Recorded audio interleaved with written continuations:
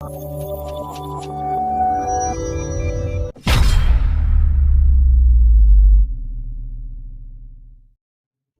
اللہ الرحمن الرحیم۔ کل قیامت کے دن